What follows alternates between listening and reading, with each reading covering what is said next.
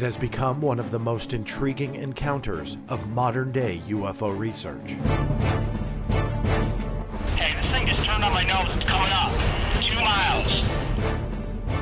On November 14th, 2004, about 100 miles off the coast of San Diego, California, the USS Nimitz Carrier Strike Group was conducting a training exercise.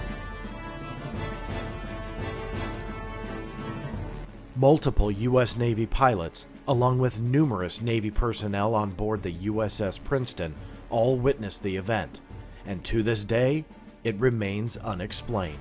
It was unbelievable, because normally what would happen if a normal aircraft did that? First of all, it would fly apart. It wouldn't be able to withstand the G-forces, and there would be multiple sonic booms. It would be boom, boom, boom, boom, boom, boom, boom, boom, boom, and this did not make any sonic booms. In 2007, a video of one of the unidentified objects was leaked onto the internet, originally captured with an infrared camera on board one of the Faa-18 Super Hornets involved in the incident. The Black Vault made international headlines when it was able to get the U.S. Navy to finally admit they have no idea what that object is. They consider it what they call unidentified aerial phenomena, or a UAP. My guest today is retired Police Lieutenant Tim McMillan. He works tirelessly as an investigative journalist, having written for Popular Mechanics, Vice News, The Drive's WarZone, and many others. He has dug deep into the 2004 Nimitz Encounters by speaking directly with nearly every witness that has come forward. Having just completed a popular news piece that garnered worldwide attention, he is here to share his findings about the case. Stay tuned. You're about to take a journey inside the Black Vault.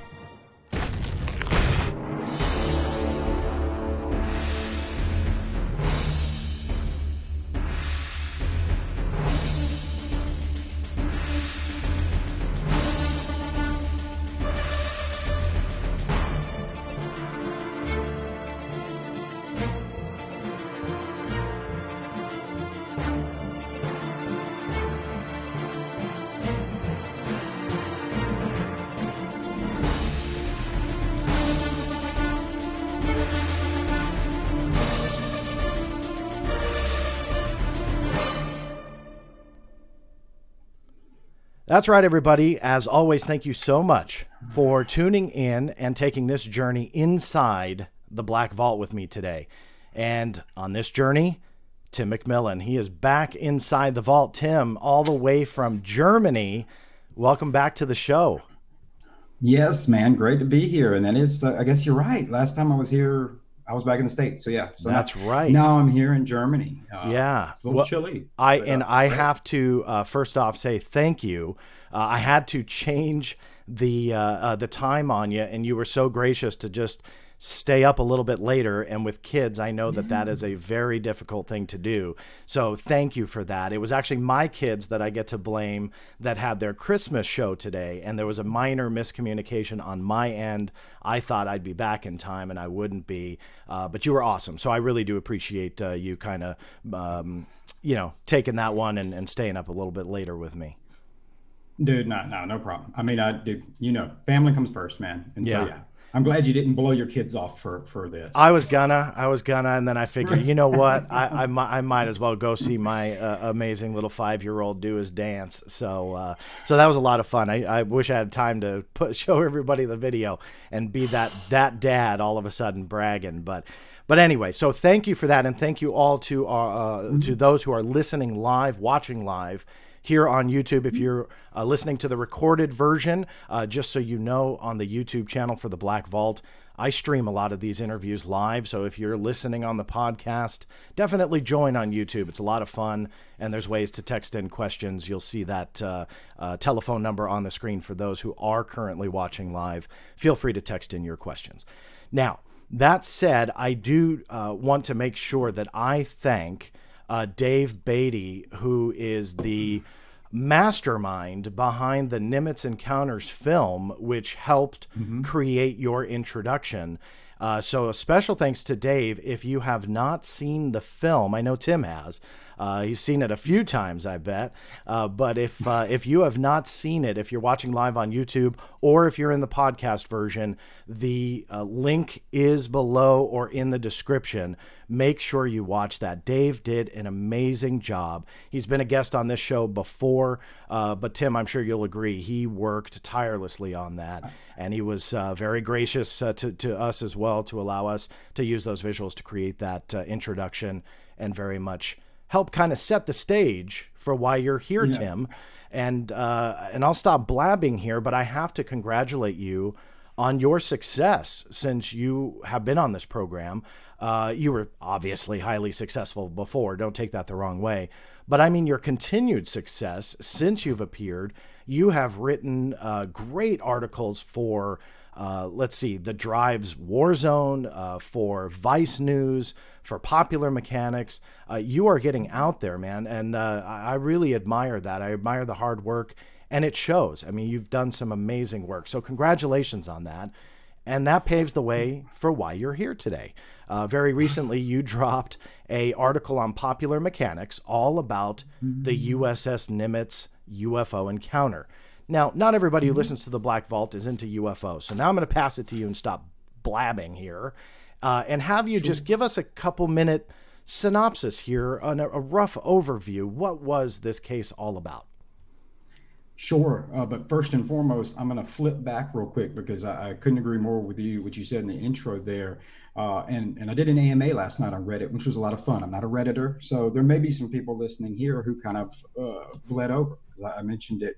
Oh, great. And so at least two people asked me. I never got a chance to answer it. Like I said, differences in time zone, but people said, who is the best, who's a UFO researcher you respect? Who would you consider to be one of the best? And I didn't get a chance to answer it, so I'm going to answer it for everybody now. And that would be Dave Beatty. I mean, people don't realize it because he's not somebody who, let's say, a UFO celebrity, but he is a phenomenal. People don't realize what a good researcher he is. And so, indeed, anything and everything I know about this case and kind of the ability to bring it to Popular Mechanics. And I appreciate all the inflating my ego even more than people think it is. But,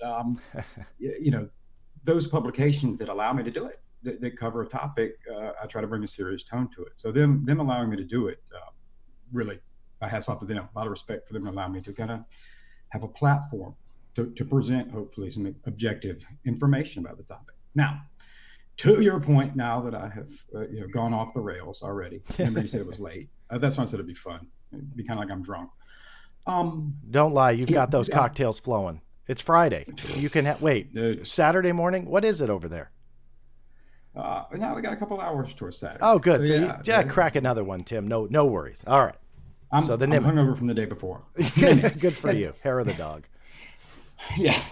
Well, I mean, this is, I think most people are very familiar with it because this is the one, kind of the seminal case the New York Times brought out initially, December 2017. So we're almost at the 2-year anniversary here.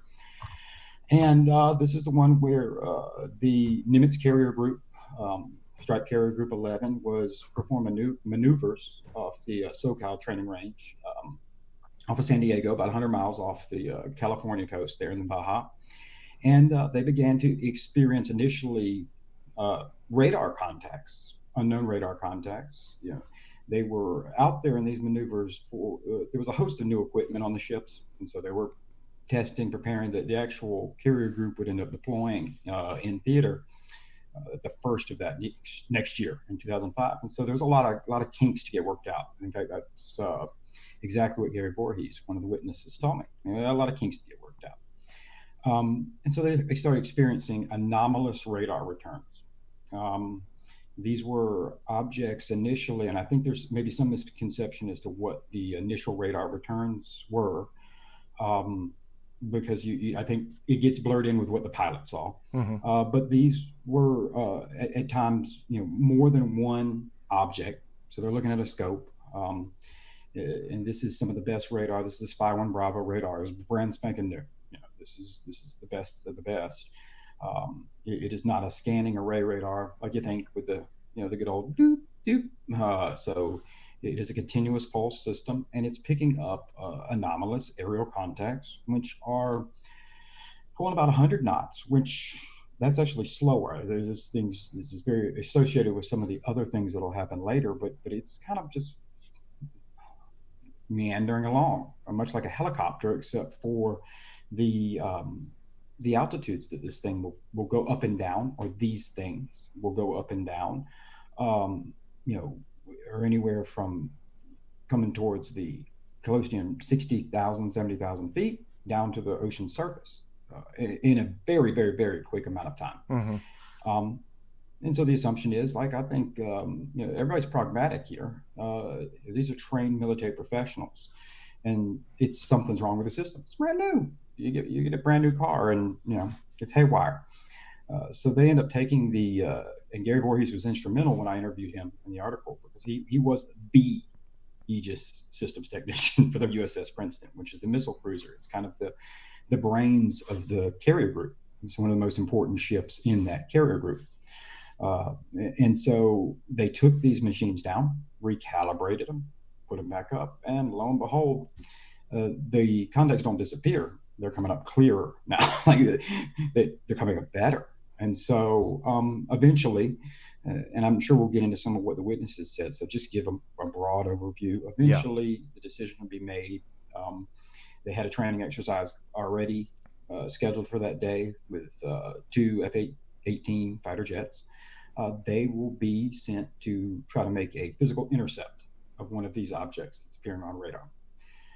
And that is where we will end up hearing about the infamous or famous, depending on what side you want to lean on, Tic Tac object that Commander Fravor has spoken extensively about. If anybody's seen a lot of his interviews, we're talking about a true anomalous craft, is what they're describing. Yeah. No control surfaces, they say, like a Tic Tac, that appears to defy what we know to even be our most advanced aerospace technologies. Later on, another fighter pilot will capture the video that we all know and love now. Yes. The FLIR 1 video. Very brief, but that object in and of itself, that video, I think, like a lot of people, you just look at it and go, "Oh, it's something." Yeah. But what is it? You need the totality of it. But that's evidently what they saw in a very grainy form. Yeah. So there's physical evidence there. Again, all this happens 15 years ago, and really we're talking about it now because it reemerged. There was some slow trickles out of this event. Obviously, 5,000 sailors out there. And it's kind of become what I consider to be one of the most intriguing cases. Is obviously it's a very popular case, but for me, when I'm deciding, well, what am I going to look at in that? I think this was one that I was very pleased to have an opportunity to talk to all the guys I did and get their story out there. And that's where I think your article is very unique, because I think to the general public, they've heard Commander Fravor, and he's got a great story. He's a great speaker. I don't want to take away from his story, but I think what you really drive home to the general public is he was not the lone person up there that saw this object, that experienced this whole thing, and he's the only one that can talk about it. There are a lot of voices that were there, and you talked to almost all of them. Let me ask you, from the standpoint of an investigator, because we established in the first show that I did with you, I mean, you're well trained, so no one's going to argue that. But you're obviously talking to these men and women that were involved in this. What is the consensus that you get from them? Are they thinking, "Oh, look, this is we can't identify it, but it's some kind of military tech"? Are they thinking, "Oh my gosh, this is the aliens are here" kind of thing? What did you walk away after you've talked to everybody with? It was really fascinating, and you're right. That is my approach, and that's what I tell people. I've said it before. I'm an investigator. I'm not a scientist. So that means that I am a little more open to what in terms of scientific method would just be subjective evidence, meaning testimonial evidence. Do I consider that to be absolute? Absolutely not, but it is everything. And so I try to take a very holistic approach. And you're right, that was part of my entire motivation in talking to these guys, is I became frustrated because I knew Dave Beatty's film had been out there for almost a year. I knew these gentlemen had spoken some, and Dave's film had been very successful before my article, millions of views, but there was still a segment of the population that maybe hadn't seen it. And I felt like these guys deserved to have their voice out there, and there was some contention, and I'm sure we'll get into that. And I felt like that it was necessary to examine that. And so, in terms of what they walked away with, that I'm glad you asked that question, because that was a lot when I had conversations with these guys that I went into, because I wanted to know, what was it like at the time? What was the feeling? Because as an investigator, you don't kick out intuitive behaviors. You know, if you do a job, these guys first and foremost were highly trained. You know, one of the things that really impressed me is when I was talking to Gary Voorhees. You know, he's rattling off the capabilities, names, and of systems he hasn't worked on in 15 years. You know, wow. But he's, it doesn't leave him. No, and it's hard to convey that in a written article. I think it's hard to get it in one film. It's hard to, you almost have to sit down with these guys or talk to them to realize, man, these are very highly trained professionals, as you know, our military service members are. They know their job. Yeah. And they're salt of the earth, good people. Like, you know, they're just, you want to be your neighbor type thing. At that same time, if I thought they were lying, I'd have said it. And in terms of the feel on the ship, it was very intriguing to me, because initially during this time, everybody had a little piece of it. They knew something was going on. Ryan White, he was one of the helicopter aviation guys that was attached to the two Seahawk helicopters to the USS Princeton there. So he's on a detachment. So he's attached to the ship, but he's on the helicopters. I was very intrigued by him, because he mentioned that feeling of, I knew something was going on, and it felt real world. And that was important to me, because here's a guy, and pardon me, I don't remember off the top of my head how long he had been in the military at that point, but he'd been on Navy ships for a while, over a decade. And so when he's the feeling something's going on in real world, you take that to heart. That's a piece that you want to keep going down. Excuse me. Gary Voorhees, same thing. These guys, it started just like it would, you know, in any scenario where you have a bunch of people in compartmentalized jobs. There's a little scuttlebutt. It's kind of like, why is this guy doing that? You know, Ryan brought up Chief Day keeps getting called back. You know, every time he leaves, he can't get out of the command center. What's going on? And so they knew something was going on, but even during the time, because things are so compartmentalized, so some of them, and I'm sure we'll get into, saw videos, some of them had much more integral roles in this. Some of them didn't. They just had small pieces. And so when it's all said and done 15 years ago, and that was one of the things I talked to a lot with Jason Turner, who was a supply going into medical at the time. He was kind of he was funny when we were talking, because he likened himself to the Bob Ross mistake trees. Like, he got to see it, but it wasn't supposed to type thing.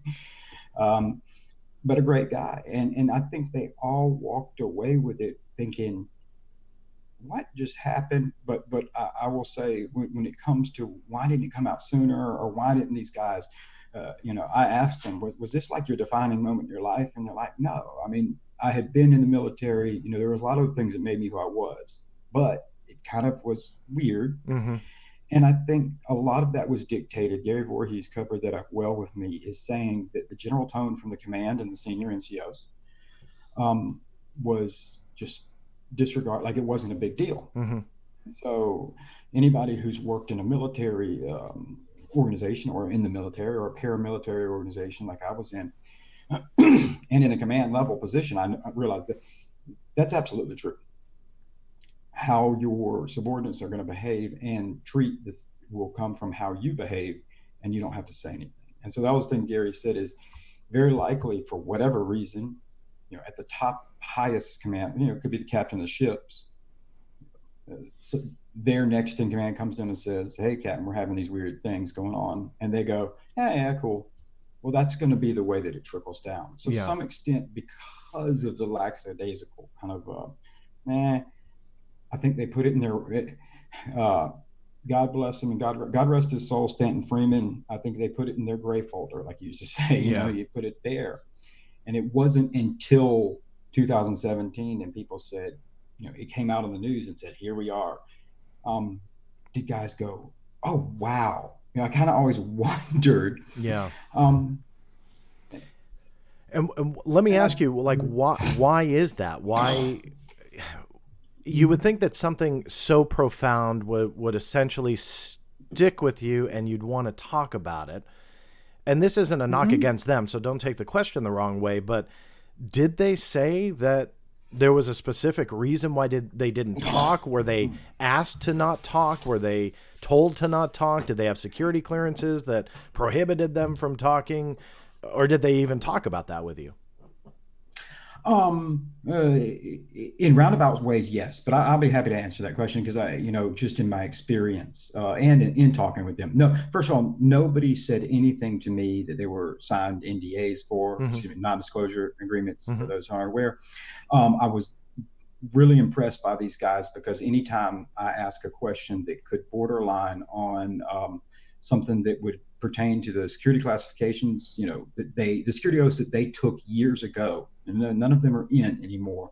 But if it borderlined on something like that, they said, "Yeah, I can't really get into that," and I respect that. So, if somebody had ever said, "Don't talk about this," I do believe everyone. I think if anyone had said to those guys in the ship, especially the guys who were involved and had pieces of this puzzle, "Hey, this is a training thing going on, shut your mouth and never mention it," we wouldn't be talking to them.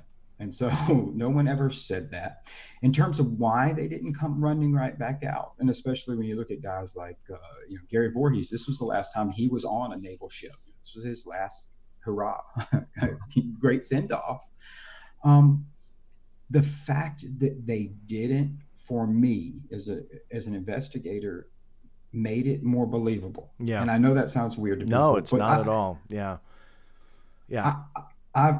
I believe I told you on my show or on your show, on my show. Yeah, I'm taking over. Welcome. Yeah, that's okay. You can have it. A lot of people hate me, so they'd love to have you host it. No. You'd be a fresh face. No worries. It's all yours. Dude, I'd have to stay up late every night. Yeah, so that's true. Well, that's all right. Well, just do the show during normal hours, and we'll all be up in the middle of the night to watch you.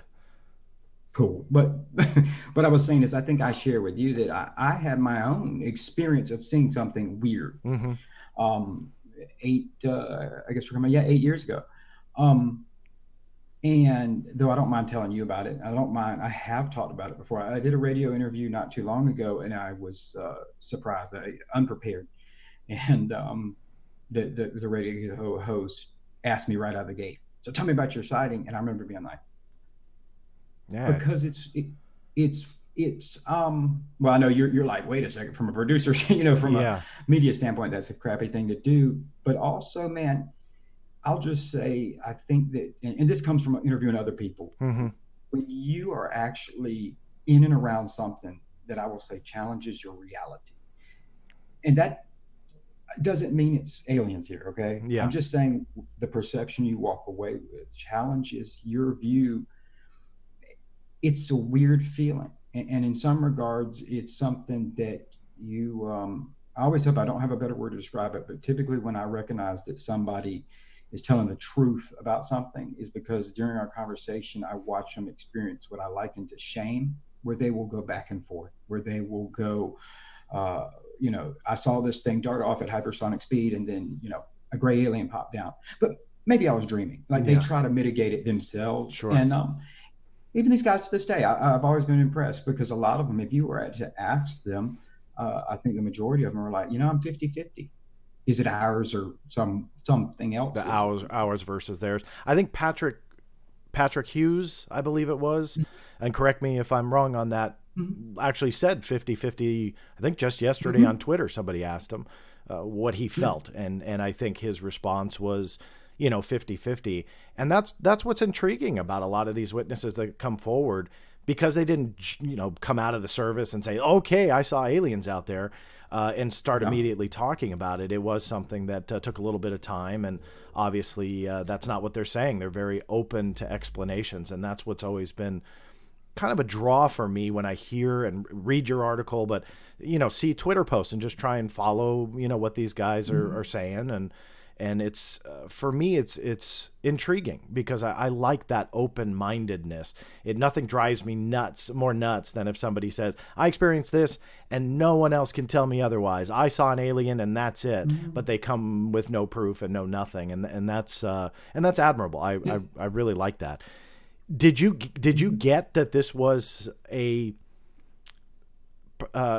that this encounter or encounters had personal effects on those that you spoke with? I mean, it sounded like yours affected you on a personal level, and I don't want to prod on that, but is this something that you felt really affected those on the Princeton and or the Nimitz? If you talk to those that were on the Nimitz, really affected them in a personal way, or was this I saw something out there, 50-50, whatever? Well, and this is one of the things, and I know as we go through this whole conversation, it's going to come up a lot. We always have to remember that the one thing that is consistent, and we know for certain when it comes to these anomalous aerial events or anomalies in period, there's one thing that is always consistent, and I don't care if you believe it's in aliens, werewolves, or cave elves, is the human element. And so everybody's different. And so there's different ways that they walk away with it. And I will say that for each different individual, it may have had different effects. They never came out and said it. So I don't want to speak on behalf of anybody, but I will say some of the things that I have noticed. And again, I want to just really caveat this because it makes it sound like I'm saying they were touched by an angel or something. Sure. I don't mean that. I mean, you could see a whale jumping through the air and it doesn't seem normal, and it shatters your reality. It changes how you view the world. And I saw, I was very fortunate because I was able to watch these guys both interact with each other, which, there's a lot of observation on my side, and interact with them, but watch them interact with their friends, family, through social media, stuff like that. And I watched, Jason Turner was really impressed me one day. I saw it on his Facebook. He was asking some very deep existential questions in terms of like gravity and the effects of it was very thoughtful stuff. Yeah. When I had a conversation with Gary Voorhees, this was the second, the recent interview was the second time I've spoken with him in a couple months. After we got through all the details of the event, I find myself always pig-trailing off because we're starting to talk about really interesting philosophical things, kind of, worldview things. And I asked Gary, I said, man, is this the kind of stuff you thought about before this happened? And I think for his case, he's a very creative guy. He's actually shared some writings and with me, a fictional writings book type thing that, and he kind of gave me an idea one time. I hope I'm not saying anything. He didn't tell me it was off the record, but he gave me the premise of a fictional book he wanted to write. And I went, damn, please do. Because that's a really interesting, so there's like creativity. So to answer your question, yes, and to varying degrees. And I think it depends on how much, it wasn't necessarily, do I believe that's because something, they were touched by something intentionally? I don't know that, but I just know that anybody that experiences anything similar to if you get into meditation, it's very same thing. And so, I'm glad you asked that question because it was something I picked up on. And like I said, it's one of those things that made me think about the world a little more. When you wonder what else is out here. Yeah. So no. Let me switch gears to the videos for a minute. As we set up in the very beginning in the introduction, back in 2007, that what we now know as the FLIR 1 video was leaked out on the internet, sourced back to actually your neck of the woods, Tim. Where were you in 2007? That video appeared on a German production company's website. Which you don't own that, right, Tim? I sold it, Okay, but back no, I'm in just kidding. 2008. No, we're going to Yes. start rumors. People are going to start talking about that. Dude, it's Yeah, yeah, I no, know. No, right. no. We're just joking for all those that are listening and watching. No, but in all seriousness, so the film appeared on this German server, but didn't go anywhere. AboveTopSecret.com, I believe, had a story thread on it. How far, as an investigative journalist, going back to your story, how far back did you dig on the origin of that video? And if you did dig, I mean, what did you find out, if anything? Um, I hate doing this. Oh, did God, I ask something I I shouldn't hate. have? No, no, no, no, no. Well, no, you asked a great question that you should have. No, it's the answer to it though is just, and for anybody listening, um, that question, along with many others that pertain to the video, the leak of the video, the release of the video in 2017, that information will be coming out very soon. That is something I'm working on with a Oh, okay. So I didn't mean publication. to prod on that. I didn't. If No, I no, no, knew, no, I would have asked more questions about it. no, no, no. But that's Right? good. Yeah. So you're doing okay. So let me not put you on the spot on that. But you're doing Mm-hmm. obviously then more work on this, and you're so your Oh, piece for Popular Mechanics was not the end all be all for you. You're pushing this issue. sure. And I don't think Popular Mechanics will have a problem with me go ahead and teasing that out. That yes, there is a follow up coming. It should be coming. Ultimately turn in the air to editors. But Popular Mechanics has been, you very nice, as all the publications are. Mm-hmm. Great editors. I love the guys I work with, and girls, and they. So hopefully by next week it will be out there. I'll Wow. say Good. it will be. Yes, I can answer that question. I can answer the question how the video got there. I can answer the video as to who got it out there. I can answer Great. how it got out in 2017, and a little spoiler alert. I might just have, for the first time ever, a professional, FBI grade video analyst look at it, Wow. and so that's coming up. And gosh, Mick West was right; it was seagulls. No, I'm just kidding. I'm kidding, everybody. Okay. No, Well, it's just us. We're not live and nobody's watching or listening, Tim. So what'd you find out? All right, okay. I'll Well, let you I'll let you go. oh, Well, that's actually though that no, is it exciting. was. Yeah, That it was. It was. I was going to tell you, it was. It was the Cold War. We found a life form. No, I'm kidding. I'm sorry. People, no, please don't. no, but that is, I think, that is something that lacks, I believe, in talking about the journalistic field as a whole. Mm-hmm. It's very lacking of follow-ups. And I wasn't even trying to prod if the follow-up was with Popular Mechanics, because a lot of times I know you didn't know. freelancers will, do follow-ups for maybe other publications, or maybe continue the story on their own personal blog or whatever it might be. But that's exciting to hear.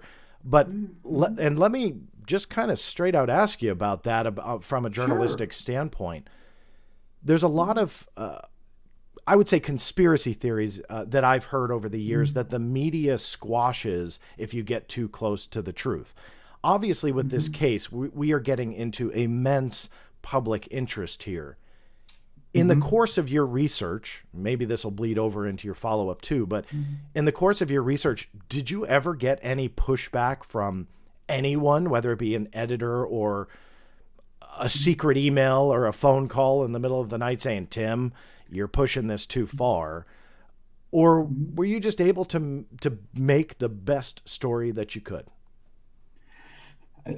Yeah, great question. And first and foremost, yeah, because actually, the Nimitz Witnesses piece was the first one I have written with Popular Mechanics. Although, like I said, there's many more coming. And so, as a freelancer, you're right. It's about choosing the best platform or this medium that I think you're going to have the most readers who not only are inherently reading that particular platform, but they're also going to be like, hey man, check this out. And so Popular Mechanics was one I felt like that particular story would go great in. But as a freelancer, you pitch articles, and people maybe don't realize that is meaning you reach out to an editor that you typically already know or have established a relationship. You're like, hey man, I think this would be a cool story. Can we do it?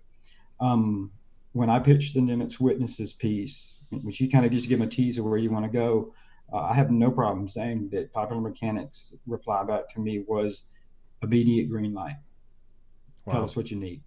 And that, you, in terms of what gets edited out of articles that I write, when I write on this subject, absolutely, I have never felt that any of the editors that I've ever worked with cut things out that didn't need to be cut out. And frankly, they always give me as a writer their creative thing. They're like, I think this would read better. What do you think? And that's their job. And but no, I have never seen that. And in fact, if you'd like, I can kind of expand on, because this is a question I got last night, and I had no problem expanding on. I can expand on that if you want to. Mm-hmm. From it, because academia, that was what I was asked about, was media and academia, which I'm going to narrow down into science, the scientific fields. Why don't they take them seriously? And I think there's a couple of things people have to accept with this phenomenon.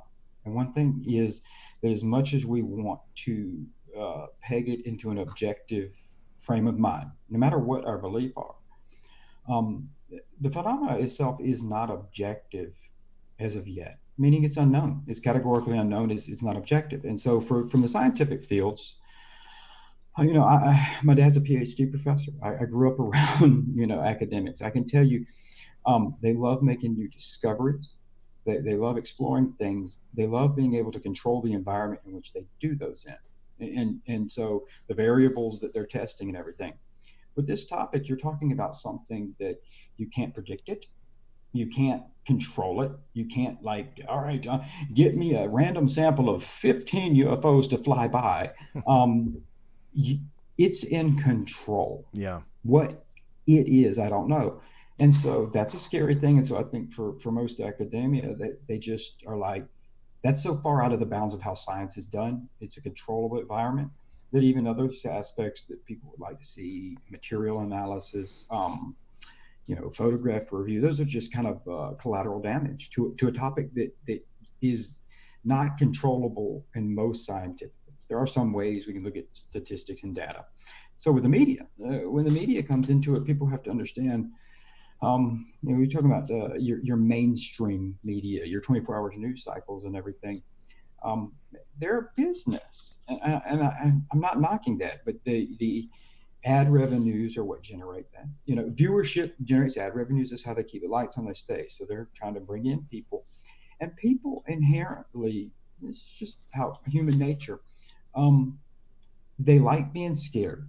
They like being suspense. They like a little drama. Mm-hmm. They like conclusion, and they like to walk away because the conclusion lets them know they're going to be okay. Yeah. And an example that I gave last night is, and this is just a rough example, it is not meant to impart any sort of political ideology or stance on immigration, but I just use it as saying the crime rate's rampant. That must be because of illegal immigration. We need tougher immigration. Once we have that, I'll be safe. You give somebody a conclusion, yeah. and they're split by different ideological and political perspectives by those news broadcasts. This topic doesn't lend itself from that. And so for most journalists, in and of themselves, they like conclusion. Yeah. Most media places want to be able to eventually give people something, or at least tell them how they can solve the problem. Yeah. How are you going to be safe at home and you not be attacked by the terrorist or the wherever? Mm-hmm. And this topic doesn't do that. And so it's a slippery slope. And so the approach to it has to be that's why I will, in the very near future, I plan on kind of getting my blog back up and running, because it'll give me a conduit to share stuff that I think is more geared towards the UFO community. Mm-hmm. Because a lot of what I try to put out is for the people, I go after Ma and Pa in Midwest. And so, no, I have never seen pushback with it. And that in and of itself, I will tell you, is thanks, though, because it demonstrates this is a topic that indeed the public takes serious. Yeah. The last time I heard from the editor at Popular Mechanics, that article was either the most, or it's getting close to the most read article on Popular Mechanics this year. Wow. So People want the information, and I appreciate the insight from the print world and how that works, and from a journalistic standpoint.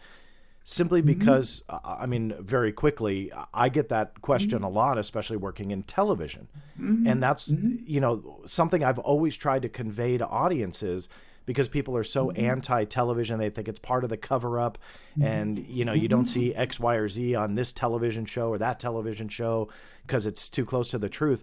But at the end of the day, your bosses, at least mine anyway, just wanted a great story.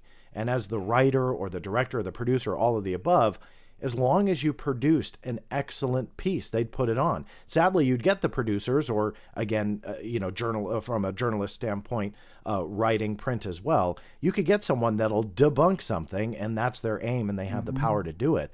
But that's why I was curious to kind of poke around a little bit on how that world works, because I don't know. But if you've ever had that essentially that pushback.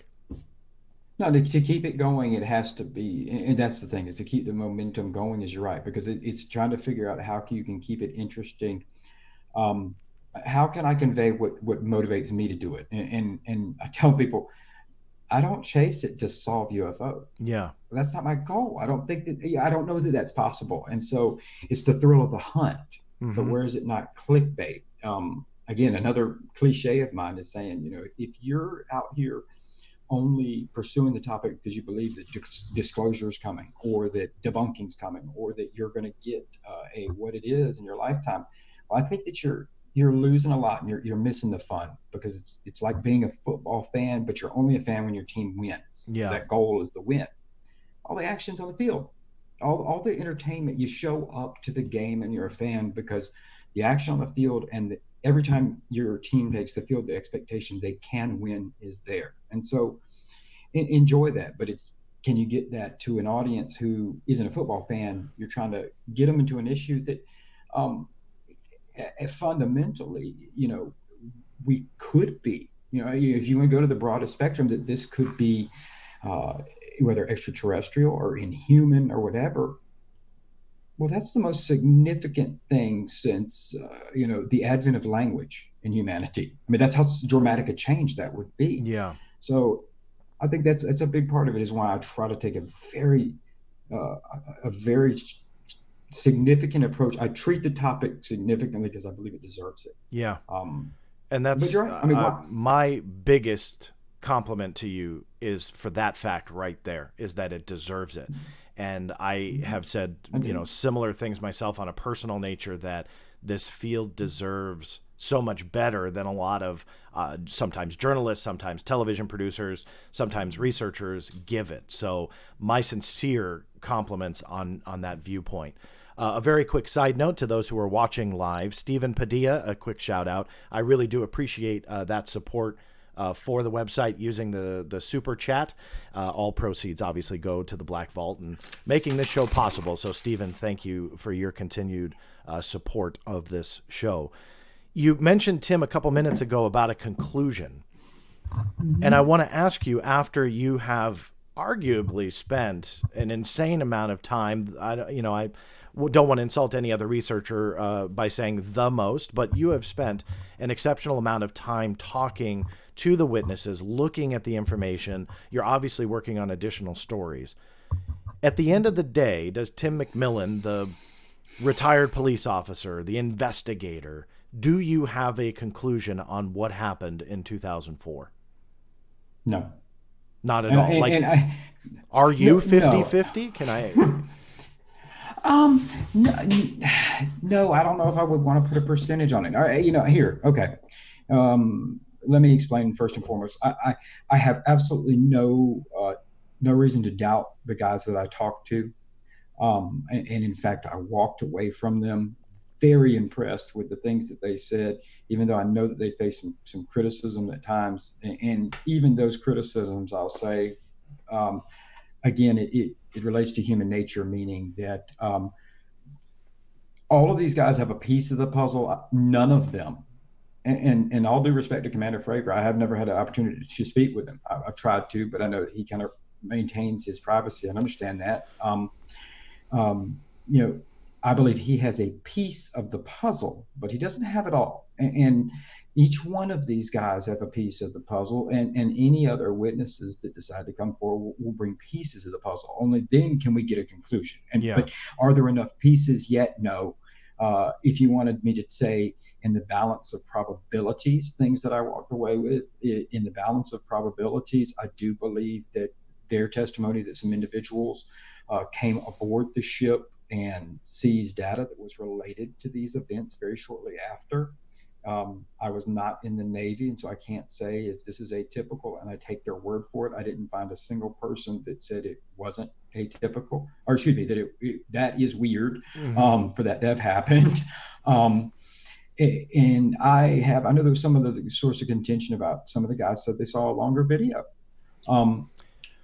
And I will say that in talking with them and in terms of that, I have yet to find anything that would refute that. Meaning, right now, that is just anecdotal evidence. It's just based on their statements.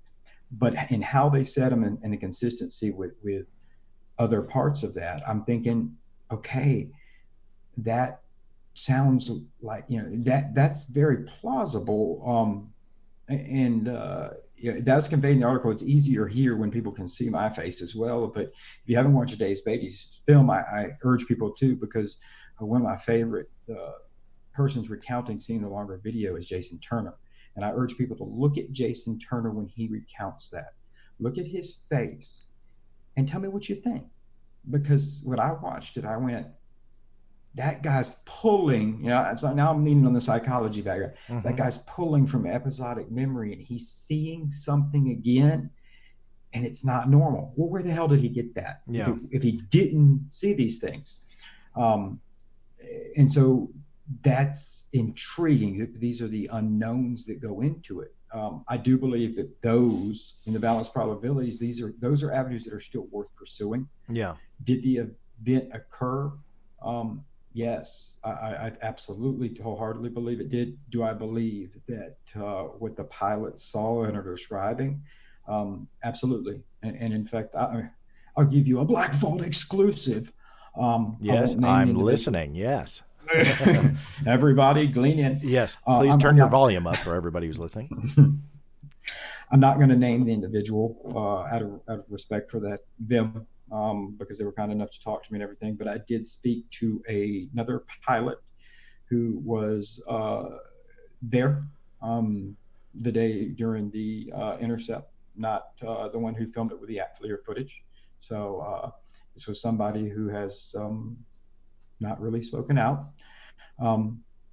And what they told me, I found really compelling as well. I do understand the reasons for why they aren't coming out now. They aren't coming out with their name. They're not speaking. And I respect that. That's why I'm being cautious here. But when they described what was seen with their own physical eyes, one of the salient points that really, like, you hear about the whole darting off at hypersonic speed and everything. That's all cool and well, but when they described what they initially saw, they described the emotion that they felt when they saw it. That was significant for me, because however this object was behaving, it not only did it not look normal, it wasn't behaving normal. So, if you are going to wire a drone, you would wire a drone to behave somewhat in a human manner that you would understand. Yeah. He was jumping all around. It was weird. It was disturbing to this person. And so that in and of itself, I tell people, that's why I do take anecdotal evidence. I do consider it, because I used to teach that with cops. That sixth sense is a reason. They're intuitive. You fight a fighter plane, you're very highly trained. You know what's normal and not. Maybe if you can't even say it out loud because you don't understand. And so in regards to, there's absolutely no doubt in my mind that this event occurred. Yeah. I trust the Navy. Believe it or not, I trust the government when they say that these are unexplained anomalous phenomena. Yeah, and I think That's that's one of the biggest points about this is I wanted to ask you because you spent a lot of time. But at the end of the day, the U.S. military has absolutely no idea what this object was. In fact, there's more videos, and credit to where it's due to the Stars Academy of Arts and Science, where they have brought these videos out. FLIR 1 was out before, the Nimitz video was out before, but credit to them for reigniting the attention to that. And then the two others that are considered unidentified aerial phenomena, whatever that means to the United States Navy. But again, that to me is I mean, I fell over when that statement came in, when the Navy said, yeah, we got nothing, because I truly thought that I was going to hit a wall pushing the U.S. Navy for those statements, that I was going to hit a wall and they were going to say, these are classified technology, we decline to comment, or, whatever fancy schmancy way they want to say that they're not going to talk to me. That's what I expected. So, there is definitely something going on with this case that warrants further investigation. You had mentioned contention earlier, and I want to make sure we touch on this because I'm confused. I consider myself really very much an outsider on the Nimitz case. I don't know a lot, which explains some of my questions, but I don't know a lot about it. I know the rough overview, but I leave that to you and Dave Beatty and the guys that are really going in on this case and finding all the details. But as an outsider, I was always intrigued, and you don't have to answer this, but by David Fravor kind of dismissing some of the other witnesses that have come forward. I don't know if you're comfortable with this question or not, and you can say no. But you had mentioned you didn't talk to Commander Fravor. Why is there this contention? Why is there this dismissal for so many other witnesses that have come forward that have amazing stories to tell? What's going on with that, if you can talk about it? No. I don't mind talking about it. I try never to shy away from anything because I'm always willing to say, try to stay in my lane, say what I know and what I don't know. And I'm not going to, I can't tell you what's in the mind of David Fravor. Other than, like I said, again, just as with these guys and anybody, frankly, I mean, good gosh, if anybody watched my Twitter feed, I even said, because he's like 2 hours from me, man, I'll go talk to Billy Meyer. I don't give a because I'll listen to anybody. And when it comes to that kind of contention, I just think that, and that's one of the things that I hope that, I do hope Commander Fravor, if he's not, he does not have to be me, he can be whoever. I hope he speaks with the guys maybe, because I did reach out to him, and one of the things in an email, as I said, man, after talking to these guys and listening to you and listening to everything, I don't think there's any contention. You see what I'm saying? Like, and I think things happen in a hyperbole, and you hear these certain things, and the guy sitting next to you is like, F John Greenwald, I hate him, and then you're all of a sudden, I hear that a lot. Just today too, and that's just in the last 2 hours. And we'll get into that, by the way. I say I'm friends with you. I get it. Yeah. And then you're blacklisted immediately if you drop that bomb. Dude, friends are friends. So if people don't like me because of that, then that's fine. I appreciate that. We probably wouldn't have been friends. The people who would just not like me because that. But anyway, we digress. Yeah, that's Twitter. Right. And so I think that everybody gets this kind of frame of mind of what they, their version of reality, and then they get a misinterpretation if you're not willing to kind of talk to these guys one-on-one. And with Commander Fravor's, my position, in what I've heard from him and listening to the guys, I think a lot of it boils down to really just not a misunderstanding of that this is not an event. And in fact, I dare anyone to bring me any UFO event, and I don't care if you want to go back and watch season 1 of Ancient Aliens.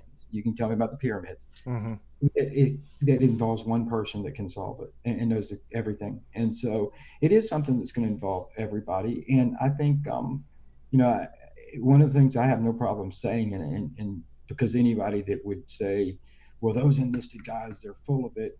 Fravor already said they're full of it, which I don't know that if you listen to the things that he said, they're full of it. I remember going, hey, wait a minute, they never said that. Yeah. And that's what I mean by misunderstanding. I think one of the things he said, and in fact, I believe George Knapp, name names, said it was bullshit. That is not true. Yeah. Like that Gary Voorhees watched that intercept. He never said that. Yeah. And I cleared that up with him. He said he saw something on the horizon and said to me, it could have been, it was in the right spot. It could have been it, but he's open. So that's what's frustrating. I like people who are willing to at least know that they could be wrong.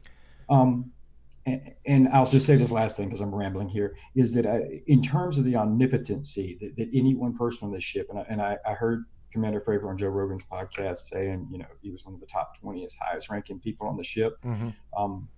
I have heard nothing but good things about him as a pilot. Mm-hmm.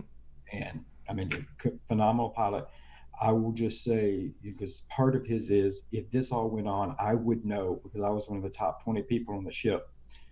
Respectfully, Commander Fravor, you were one of the top 20th people in the strike carrier group that was there. And for several days, they were having unknown radar contacts. And when they launched you into the air to make an intercept with an unknown object, you had no clue about those radar contacts. Mm-hmm. You had no clue what they were sending you to. I mean, he said that. So let's everybody maybe take it down a notch and go, that is true. The Navy did send me unloaded to go down there. Hats off to the guy for, like you said, chasing it down, unloaded. So it's not knocking him. It's just maybe saying, hey man, there's an example right there, dude. Your words. Yeah. All due respect, sir. They right there say none of us know it all. And I think those are the different pieces of the puzzle that you're talking about, that everybody has a separate piece. And again, as kind of a little bit of an outsider to the story looking in, my biggest fear as an advocate for we need more exposure, good exposure to the UFO field of study, that this case warrants further investigation. I fear that there is a territorial-like mindset that is forming here. And, we don't have to name names and start picking on people, but I fear that, I mean, it worries me. Like, why wouldn't they talk to an investigative journalist from Popular Mechanics doing a honest piece? That worries me a little bit. You know what I mean? Like, if you were saying, hey, look, I'm from, I don't want to name names, XYZ British tabloid, and this is proof that aliens are coming down from the heavens above. Yeah, I get it. I totally understand why they would, slough you off. I just worry that there is this territorial-like mindset that's forming. Again, no need to name names, but do you sense that? Do you think that with stories like the Nimitz and maybe the Nimitz story itself, that there's this territorial-like ravaging going on? Sure. Well, there's a territorial thing going on in what we would like to call UFOs. Mm-hmm. I mean, that's not new. That goes on there, and everybody has their beliefs. And some of those that I think that are extremely, I think some of the biggest vitriol that you see, especially UFO Twitter. I've come to like it, by the way. I went a big Twitter lately because put the gloves on and jump right in. Well, and I think it's important as well, though, and I have tried to do this, when you see some of the people who are the angriest, I think it's important to realize that for some of those people, they themselves have had experiences that they feel like, they're much more dramatic than me. I've always said I saw lights in the sky and moving something weird. But some people feel like they've had very personal experiences. Yeah. And so whether you believe that or not, I don't really give a shit. Those are personal to them. And so when you're, to them, when you're like, oh, the Tic Tac was X, Y, and Z, that's kind of a personal attack against them because they've had an experience that already makes them feel uncomfortable or like an outsider to the normal world. It threatens their belief. Well, and you're kind of making it sound like there's no possibility to them. I always say I'm open to it. Yeah. But I do see that, and I think it is unfortunate, and I mean that in terms of that. I will go into and talk to anyone because that's how I'm interested. Yeah. No matter what it is. I wasn't kidding. I go talk to Billy Meyer, except I just don't want to because I think he's been talked to enough. But and I try not to waste my time with people we know that are hoaxers. But I have no problem saying that I again, and it is not a knock against him, a busy man. I reached out to George Knapp for that Popular Mechanics article because I wanted to clarify the bullshit comment. I wanted to know what his thoughts were now. And I wanted to share as a professional courtesy, as a journalist, say, hey man, here's some of the new information that I've been getting. Maybe he's got it, maybe he hasn't. But as somebody else who I think is a highly respected journalist in the field, that's the professional courtesy. He's a TV journalist type stuff, and I wanted to get his opinion on it. But if I don't hear back from him, I can't. It's their opinions that could sway mine. Yeah. I can't make them up. And so I think it's a territorial subject, but we're territorial people, so but I'll just say that it is a subject that territory is not going to work for. Yeah. In fact, if you'll give me 5 minutes, I'm in a soapbox here. And I'm a soapbox about you because I've never shied away from the fact that outside of coming on your show every night when you can't book somebody or somebody cancels and you're like, dude, I'm just kidding. That I'm friends with you. We stay in touch because I appreciate the things that you do, and outside of that, I think people wouldn't realize that we talk about kids and family and stuff half the time. So, it's not just UFO stuff. But I think that, and so I'm not speaking to John Greenwald right now, I'm speaking to anybody listening more, maybe some that probably wouldn't normally turn into the Black Vault, is that some of the hate that I think that you've gotten, I don't think it's fair and I don't think it's really understood. And I kind of put it in perspective just recently, call it an epiphany. Maybe I was abducted last night, I don't know. But I realized, I don't mind telling you this, and I haven't told you this, is that before I left policing, my boss, I was the assistant patrol commander. My patrol commander, who would later become chief, he was one of the most meticulous people I know. He was a bean counter. Every little box had to be checked. I hated that man. I don't hate him. I don't hate him. He just used to drive me crazy. And because he was very meticulous and he held it to a standard. And I mean, I'm serious. It was like, this box is not checked on the reports. And I was the ground level guy, boots on the ground, out in the field. And so, but I used to always tell him, sir, we're not managing paper, we're managing people, Mm-hmm.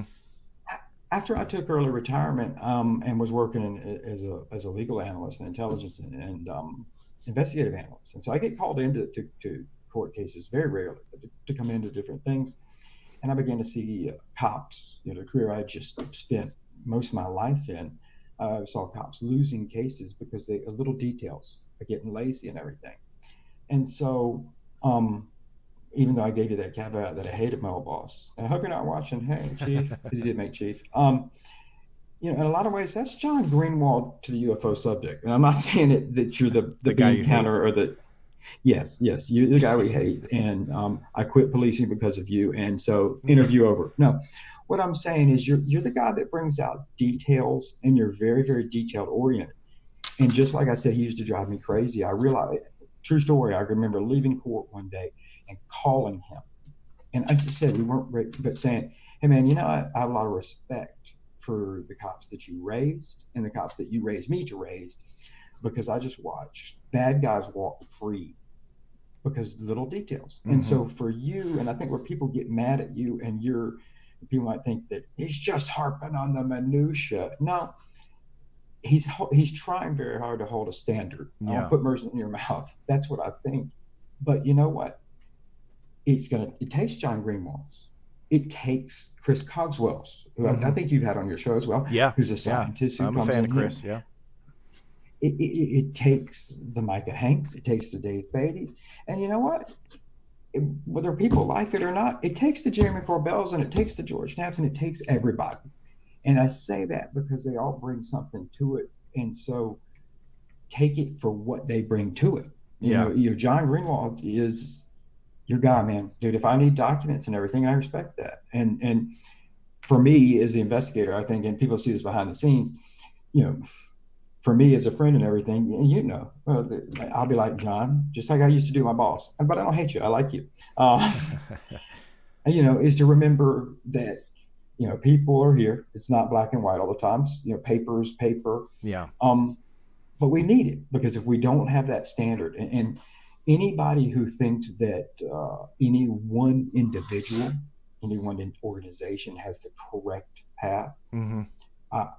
I think they're wrong. And I think that they have not paid very much attention to this subject over the last 72 years, or you know, if you want to go back to the Foo Fighters, you want to go back to 1897, we can go back wherever you want. They haven't paid attention to it enough to realize that, no, it is going to take that collective. Can I say that once we all, that me, you, and I think you and Danny Silva made friends. So, I mean, we've been pretty cool now, me and Danny.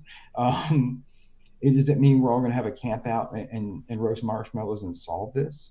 No, but I know that the stuff that I have seen lately, the visceral kind of things, and I'm soapboxing because I said, seeing it towards you, and I'm telling people, man, it was skipped, and a lot of people didn't give you credit.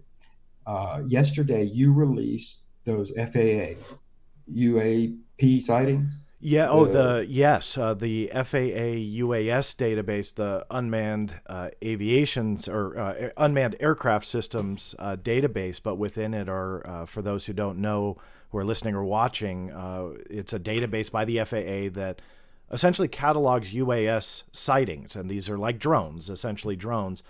But within that are these UFO sightings. I mean, and actually, I only profiled the quote unquote what they called unidentified objects of some kind, and there's like 260 references. But they actually have they talk about UFOs, the acronym. That's pretty amazing. So for those who were not aware of that, that is what Tim is referencing right now. So thank you. And the reason I brought it up, John, is I don't think people saw it and paid enough attention to it to realize from a me standpoint, the work that I do. Just very recently, for another article that I'm working on, that'll be a little longer lasting than the one we just mentioned, but I think will be more significant. I reached out to the FAA, and much like any researchers who have ever reached out to the FAA, and I think you have reached out as well. Yes. You get the this was a media inquiry where I explained to them, I don't want to get into the total context of the story, but it's a serious story. I hope it to be a very significant story, and people take it as such outside of just UFO community.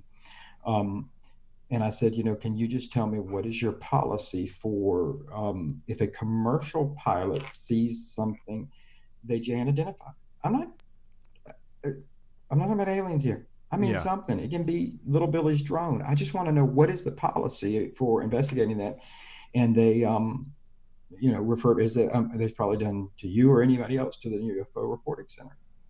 And so, I'm still in negotiations with their headquarters spokespersons, because I want to make sure if I'm going to do a Series 200 article, if that's their truth, that's their truth. Yeah. But is that what you want to put out there? Because I teach too much, but I'm trying to talk to some of the presidential campaigns right now. And so, I mean, you want the FAA to say that we send you to a organization that's a civilian organization that does a great job, but they catalog UFO sightings. They don't investigate. Don't investigate. So that's right.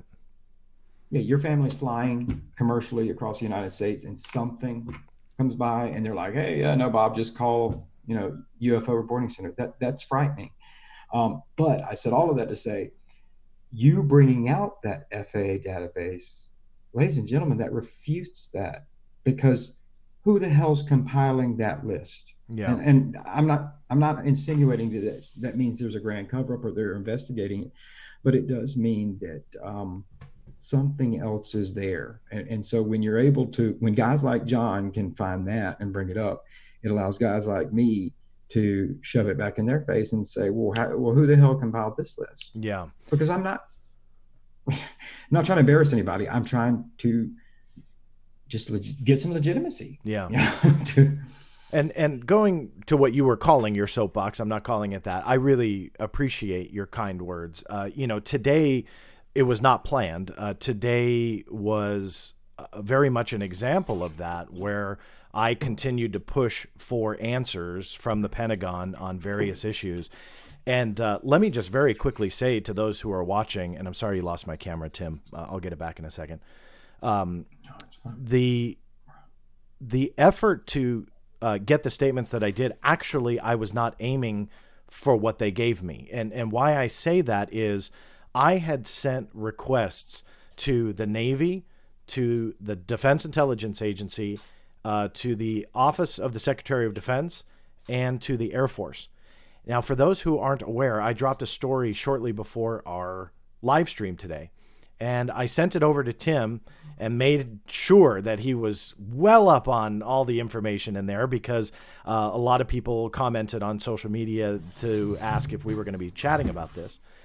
And so this kind of goes along with what you were just saying, where I don't know if the Pentagon is being truthful now or if the Pentagon is being truthful then. But all those questions that I sent to all of those different branches of the military and so on all got funneled into one particular desk at the Pentagon. So I've been looking for these things for, 6+ weeks since the last story broke and went viral with the Navy. Since then, they had that policy change. So just to kind of give some people some groundwork, this has been a kind of a long time coming. I published that article today, and just like you said, the hatred just starts flowing. And the same people that said the spokespeople were wrong about, let's say, Mr. Luis Elizondo, and their statement that he did not direct the ATIP program, nor did he have assigned responsibility. I kid you not, the same people that attacked me, like I said it, that said spokespeople are not in the know, they make mistakes, and this is a mistake. Those same people now are attacking me again. And the Pentagon, although they didn't say it this way, but essentially they're saying we made a mistake. I'm not defending them, and I'm not saying what they're saying is right. But so those who are watching or listening don't know, the gist of it is they are backtracking on the fact that ATIP, although they've said dealt with UFOs and UAPs, they have now taken that back. And they said essentially that was a mistake. I'm not saying that I believe that to be gospel. I'm saying that's what the Pentagon said. So going back to those same people that attacked me and said, well, Pentagon spokespeople make mistake, they're not in the know, and so on and so forth. Now I'm getting attacked that they must be the smartest people in the entire world because they are orchestrating this massive cover-up effort. And by doing so, they're saying, well, we made a mistake, but that's all part of this cover-up. I don't get it. I really don't. But of course, at the end of the day, I'm the jerk. And so if you look at some of the social media postings on this article, many are very, very supportive. A lot of people that are watching here on YouTube, I see the comments, very, very supportive, and I appreciate that. But obviously, there's some very noisy people out there. And Tim, to what you were saying earlier, and you mentioned Stanton Friedman, and I go back to this too. Stanton was the prime example of what it was like to be in the UFO community. And that community word is gone. And I mean, I'll blow it. I'm going to, if I find the time ever, write an article and or do a video blog and or both about how the UFO community is dead. Whether you like it or not, and as harsh as that sounds, it's gone. All you got to do is look at Twitter. All you got to do is look at Facebook. All you got to do is look at the people and the fighting and the territorialism. And it's really frustrating, and all people are doing is trying to get to the truth. That was my soapbox, Tim. Geez, I didn't mean to go off on a rant there, but that is the preach it, brother. Yeah, I didn't mean to go off there, but I think it's really interesting. And this now that I've done this soapbox, this leads me to my question to you, in that now we are seeing the Pentagon shift on one issue, on one statement. They're saying, yes, even though that the New York Post got a statement, which I myself personally was quoted in, and my statement then stands today. I was shocked when they gave that statement that said ATIP dealt with UAPs.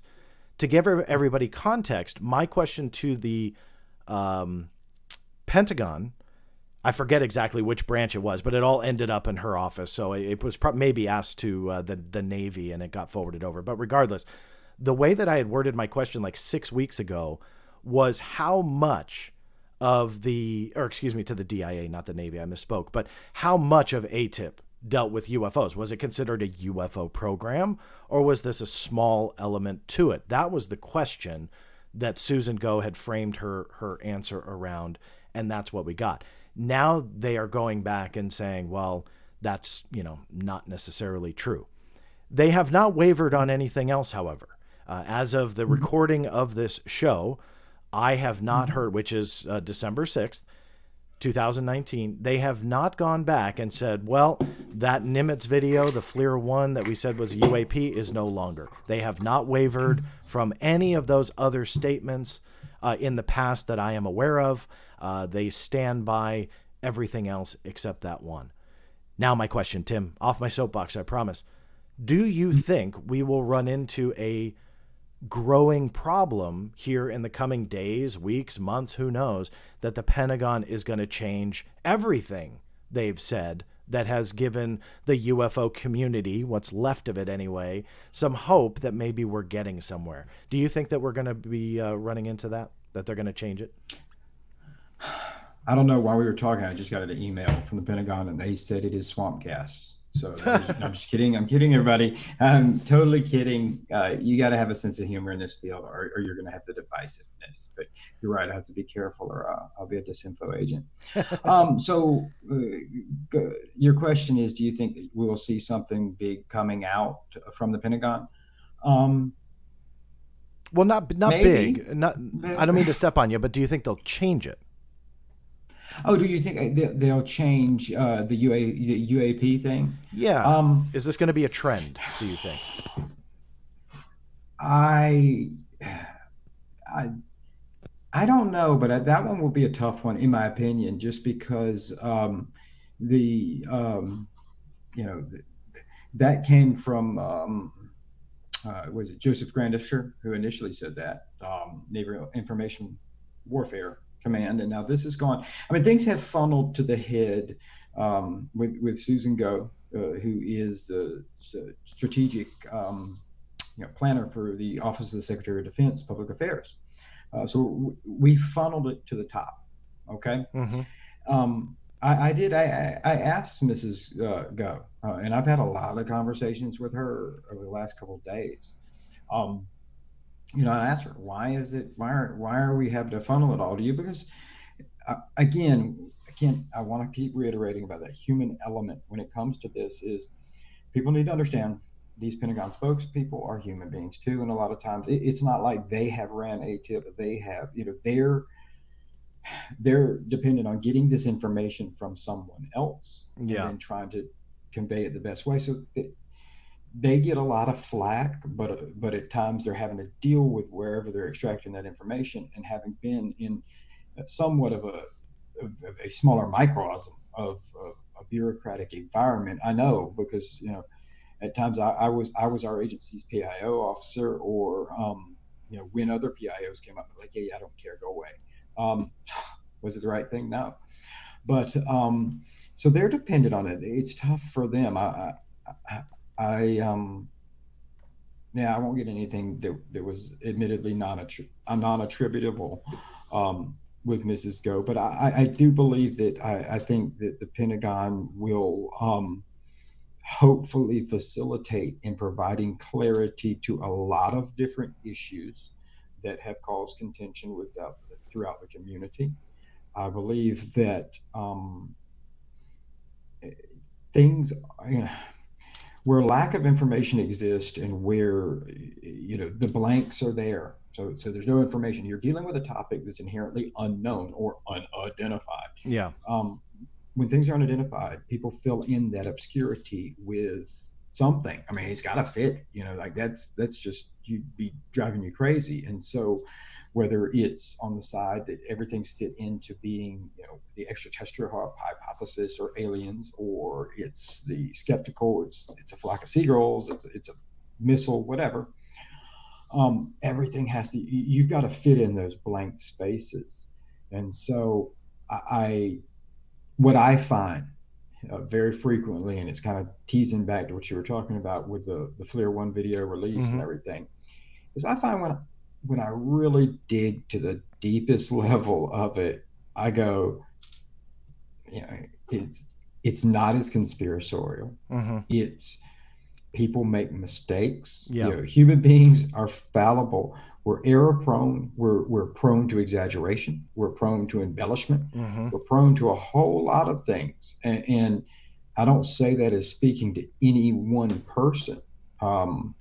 I try to admit my own faults. I tell people, if you ask me what my last position was, it was the lieutenant assistant patrol commander. I didn't get the assistant patrol commander job until we got a new chief, because that's what he changed the position. The position before it was duty officer. I literally didn't do any new job. But if you ask me now, I'd say the assistant patrol commander, because it sounds cooler. Same job.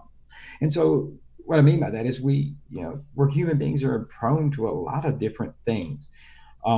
Does it mean that there's conspiracies? Does it mean that there's government cover-ups? Does it mean that people are maliciously fraudulent? No, not all the time.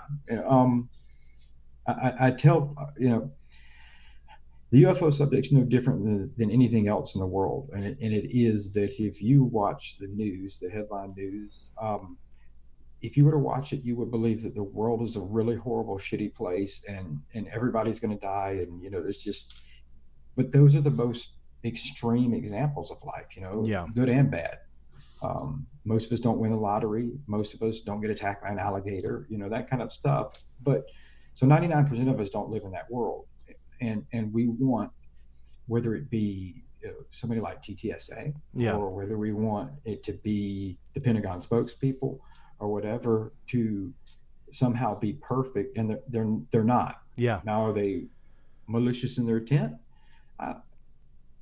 Once you dig in the heart of it, a lot of times you find that the simplest answer is the truthful answer. And I think probably the most scary thing for a lot of people to accept and realize, and this is just my opinion, and talking to all sorts of people, is I'm not on the page that I think that anybody knows. And I don't. Ultimately, does this surprise me, John? No, because July 24th, 1947, we caught a flying saucer. We caught a crash flying saucer. Psych, no, we didn't. Just kidding. It's a weather balloon. Show me a time in the history of that of the UFO phenomenon, which I do believe is real. I have no problem saying that. Show me a time when you haven't seen that. Show me a time when you haven't seen something that it's never consistent. Show me a time when you've seen you haven't seen. It's inherently confusing and frustrating, and so we do need each other. And I said, I need John Greenwald to find the FAA reports that he does. I need John Greenwald to get the FOIA information he does, because we do need that hard information. I need everybody. I need Dave Beatty's great detective skills. I need Chris Walford, if you're listening, man. I love that guy. I think he thinks he always listens every week. Now, Chris Walford, if you're listening, I want you to know, I come from a world in policing where if we didn't pick on you, we hated you. I mean, that's just true. Anybody who's military or anything. And I'm not trying to call Chris out now. God, I'm going to be called an asshole again. See what you do to me, John. Well. I'm just saying. Well, I think that a lot of people on Twitter think that we hate him. I saw somebody say, why does John hate Lou Elizondo? I'm like, he doesn't. That I'm aware of. No, and that's what's frustrating, I think, is even though we joke a little bit about it, and obviously Twitter is a crazy environment to step in the ring of, there's no hatred when you question something. I didn't come out of the starting gate thinking there was anything wrong with Luis Elizondo's story, since you brought that up. And I get accused of hating him a lot, which is why I wanted to quickly address what you had just said, in that I thought it was the coolest story I've heard in a long time. It wasn't until, a couple months after he had come out that I started questioning it. And that's when that vitriol started. That's when the people thought, well, Greenwald's just out there, hating on whomever. One comment I saw today was, okay, now it's, because of the article that just dropped today, okay, now it's settled. All John Greenwald wants to do is upset people and ruffle feathers. And all that article did was talk about what the Pentagon had just stated. And I think what people that, and I don't want to just pick on the TTSA, what we joke on Twitter about being fanboys and stuff. I'm not just trying to target them, but rather I think people are missing that the Pentagon is part of this story, whether you like it or not. The Pentagon stating A and then changing it to state B is part of the story, whether you like it or not. It doesn't mean that that's gospel, whether it's A or B. We got to pick a route here. What do we believe? But rather, I think people are missing that is part of this. The first explanation for Roswell in 1947, and then the changing of it, and then the changing of it again, is part of that story. And people are missing that. They're missing the fact that this is a crucial element to understanding what is going on. And questioning Mr. Luis Elizondo, questioning Dr. Hal Puthoff, questioning To the Stars Academy, questioning Tim McMillan, questioning John Greenwald is all pieces of the puzzle that we need to just simply deal with. And I just don't get it. And I've truly tried, and I think I've done a good job in the last couple of weeks, to just try and step back and just watch Twitter roll, when an article like this comes out. And it really is interesting, like I said, going back to that one user, well, there's quite a few, but one in particular that sticks in my head, that attacked the spokesperson for being ill-informed. And then when they admit to a mistake, then they're orchestrating this massive cover-up operation. The last thing I'll say, and then, I don't know how long you want to go, Tim. It's been about 90 minutes or so. We'll do some questions, too, because I know that people are texting in. So for those listening, we'll get to some of those questions, too. But the last thing that I'll say that people often forget when they just say, well, it's the Pentagon, and, if they get beyond everything that they've said in the past, it's this massive cover-up conspiracy agenda. And I think what people don't understand is that when you prove a cover-up or a conspiracy, which, trust me, I can name quite a few away from UFOs that are provable with evidence, with documentation, you need that. You need pieces of evidence. You need documentation. And so I bring in the Freedom of Information Act. Eventually, the Defense Intelligence Agency will have to deal with requests relating to ATIP. They are sorely behind. I won't bore everybody who's listening now. If you haven't heard me talk about this, I go in greater lengths about why we haven't seen documents on ATIP yet, and it's because of how backlogged the Defense Intelligence Agency is. I also have a couple of appeals that are also being processed.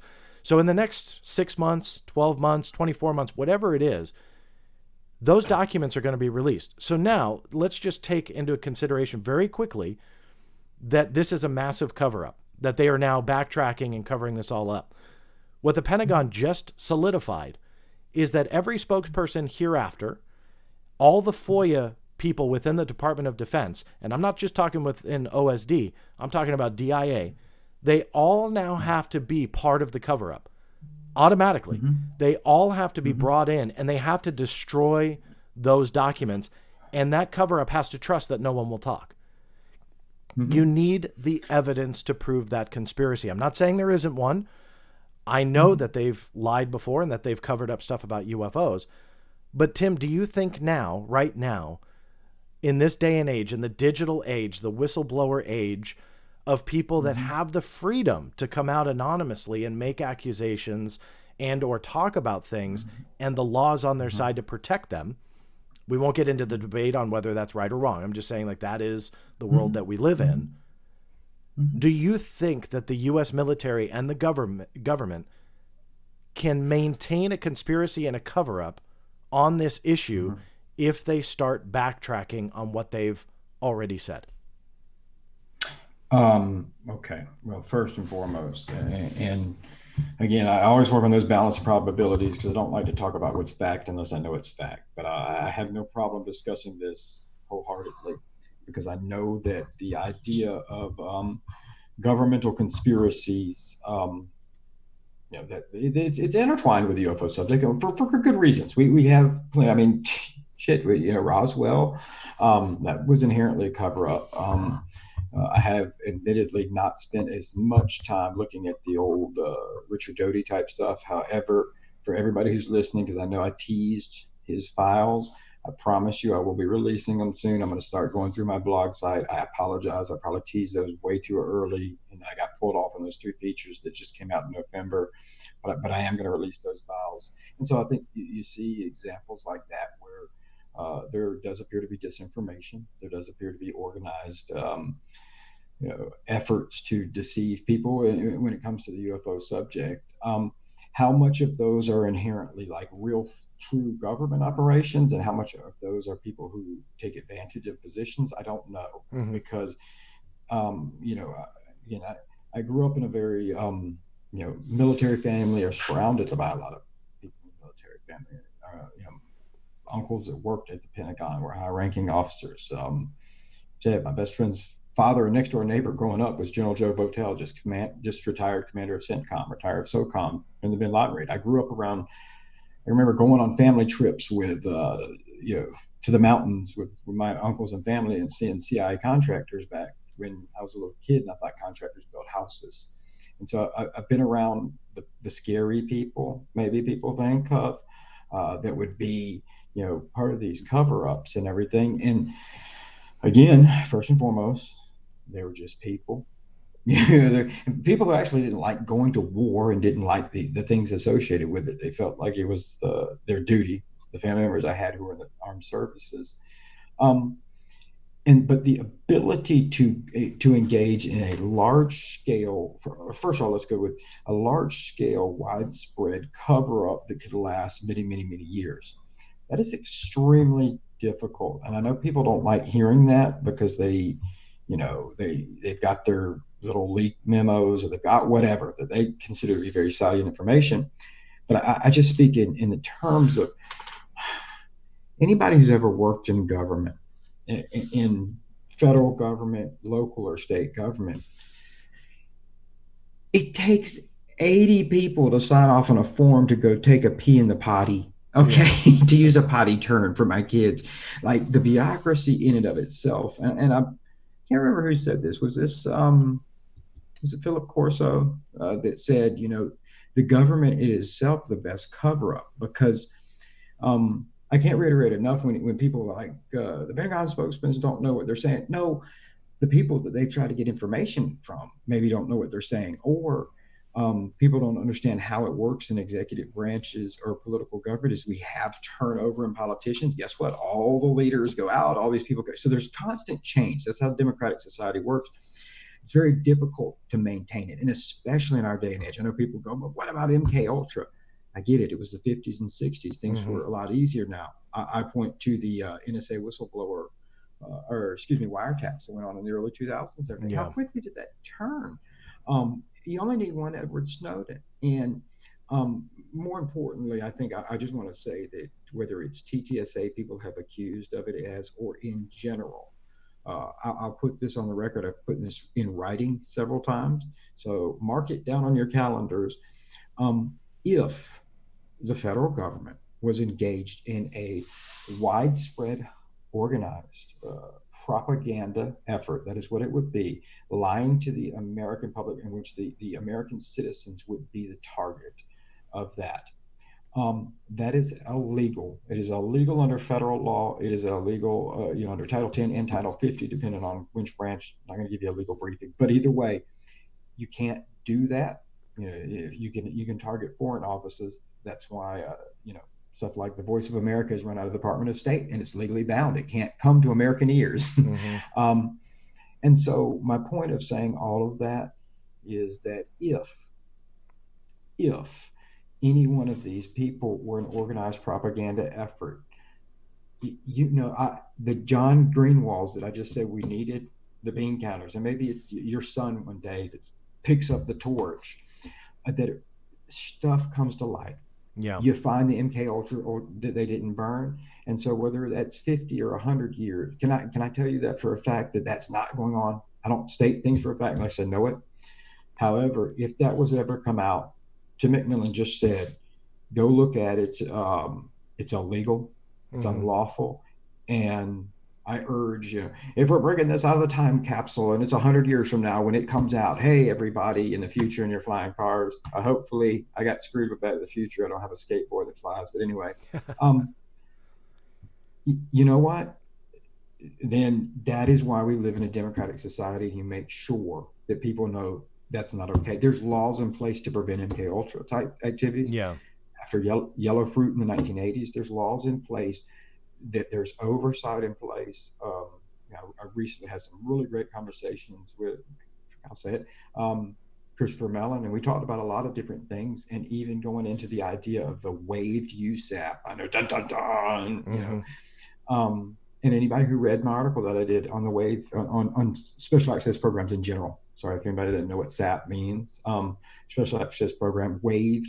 Special access program means that the Secretary of Defense or the Undersecretary of Defense waives the requirements of reporting and everything. That just narrows the scope. However, there are still congressional leadership that are briefed on those. And there is no such thing. If there is such thing as a above top secret that the president doesn't know about, ladies and gentlemen, it is illegal. Yeah. It is illegal and unconstitutional. And I expect the president of the United States to arrest those people or dictate his people. And so, yeah. But you know what? That's what comes with a topic that's unknown. Yeah. I would, I don't want to keep y'all. I could talk to you all day. I would probably respectfully disagree on the president knowing and or being able to take action, but that's got to be a different show. Let me pull up some text messages. If always a friendly reminder to those who are watching live, feel free to text in your questions. I promise you I will be testing out the toll-free call-in line as well. Sadly, I just haven't been able to do that, so I don't want to, test it now. But the text number has been open. We've got quite a few different ones. So let me go ahead and, I just lost one actually. I know it was Scott, and I think I accidentally pressed a delete key on here. One from Scott that had asked you, Tim, and I'm going to paraphrase because, here it is. John, can you ask Tim this? What does he think about the discrepancy between Fravor's testimony and the other witnesses concerning men boarding the ship and retrieving all the data? Thanks, Scott. Scott, thanks for listening. And Tim, you got any comment or answer on that? Sure. Yeah. I don't know when he sent it. Maybe if I didn't clear it up enough before, because maybe I didn't. Maybe I danced all around it. What do I think about the discrepancy of it? I think that it's very important to understand that even as a squadron commander, as Commander Fravor was at the time of VFW or VFA 41. There we go. The Black Aces. The military is inherently set up to do your job and your job really, really well. And those fighter pilots are phenomenal in what they do. This is not just me saying it on my own whim and logic. As I spent a lot of time speaking to different fighter pilots, some of which were named in the article, where more of our conversation obviously wasn't contained in an article, or you guys would be reading a book. But there's a lot of things that are discussed, and there are other pilots that I spoke to outside of that maybe weren't. I go to extremes to try to get an understanding of it. And so at the end of the day, the understanding of the idea that anybody would have known for absolute certainty whether or not people entered the ship and boarded, I don't believe that any one person could have known that. And frankly, in Commander Fravor's case, the one thing I'll say is that he has brought up a great point. He's like, well, nobody interviewed me. Why didn't they interview me? Well, obviously they didn't give a shit about your eyewitness testimony. Mm-hmm. That's why another reason I want to bring these guys out. the data was very important to them, Yeah. or someone. And so, but I do point when people say that is that to just kind of look back and see in some of Commander Fravier's past interviews, one with Vince Aiello, who was very helpful in the Popular Mechanics article. Big shout out to him at the Fighter Pilot podcast. Mm-hmm. Great guy, objectively great info. But if you listen to Commander Fravier's there, I mean, he tells Vincent, and all the data's missing, including the Princeton. Well, okay, that's why I said I think that there's some egos or frustrations or ideas of how could this happen without me knowing. And I don't want to put words in anybody's mouth. He won't say it. But we look at it right there is that you're going back to what's not in dispute. Like you're bringing the Pentagon. It's not in dispute. Those were UAP. They're not coming back on that. He's not disputing that the data went missing. So, like, who took it then? Yeah. Magical elves. And so that's why I in terms of those discrepancies, I think maybe if it was one of these things, I think Commander Fravor got a chance to maybe speak to the guys himself, and they explained their jobs. Because so have they not spoken real quick? They haven't? No. So there's not been like a No, that actually really surprises me. I mean, I would think that they would have. Well, maybe that was a bad assumption on my end. I would think, but so there really is this, and I'm not putting words in your mouth. This is me. There really is this kind of territorial separation between the two camps. But, well, and so, I'll say, I don't mind. What sounds to me is that communication, not only with this case, but with others as well, when it comes down to that vitriol that we talked about and so on and so forth, that people just need to talk, that people just need to communicate. It's that Stanton Friedman UFO community debate that he was so famous for, that he didn't mind going head to head with anybody. I just am amazed that we have lost all that. But again, it just sounds like the bottom line is communication. Nobody's communicating. And if they were, there'd be all these misconceptions that have been kind of cleared up. So, and we can push back our time limit unless you got to run, because I have to say this, and it'll be quick. Yes, and I do hope that some of these guys have the opportunity to communicate with either Commander Fravor or just in general. And every one of these guys, I'm very impressed because they're on Twitter, like you said. They're engaging the community. They're willing to be clear with it, because they want that. And one of the things, from a personal standpoint, because I have a lot of respect for them, is the service that they did to our country. I don't really care what you think about their UFOs, whether you believe them or not. These guys, these are combat veterans that went, they served our country and they deserve respect for it. When you sit down and listen to what they say, I do think that they deserve that respect. Yeah. I think that once you hear it with an open mind, and I've always said, man, that the key to happiness is never going to try to always prove you're right, but prove you're wrong, because you learn something. And I think if some people did that in this case, I think they would walk away with a little bit better understanding. And I feel fairly confident. I don't want to speak on their behalf, but just say that they would say they were wrong if they were proved wrong. But the thing that off my soapbox now that I wish it would happen is because the thing that kind of bothered me just on a personal level, kind of upset me, is, man, I genuinely, in talking to every single one of those guys, I felt like the reason they came out, the reason they walked out there. Jason Turner told me when he went to this conference, because those people have bashed, they're going to conferences, they're doing that. Some of these guys came out of their own pocket, because you've been invited to UFO conferences. There's not money here. And so they had to still pay for that. They did that. They came out of their own pocket for that. These guys came out for the same reason they served this country, went back in 2004, which is in support of each other and support of those pilots. Their job on that Princeton, whether it was radar, was whatever, was to support those pilots and that combat mission success. And so I would urge any of the pilots that just shut them down, remember, I'm telling you, I believe in my heart of hearts, they came out not for fame and fortune, because they don't have any. In support of their God. And so that in itself, they're very respectable individuals. Well, wise words, and I hope more people do start communicating, listening, and allowing people to tell their stories. I'm going to jump around here. Mike Turber is in the room, and out of the corner of my eye, Jason Turner. I believe Jason Turner is also in the room. Cool. Yes, Jason. Yeah, Jason from the Nimitz, Jason or from the Princeton. Yeah, exactly. I'm sorry. I'm switching a couple windows here. I got a few monitors in front of me. So Mike's question to you. If these objects were in the air for days, why didn't they scramble aircraft from other bases if the Nimitz did not have any planes that could do the job? I'll read it. I'll read it again. Okay, you got it, or you...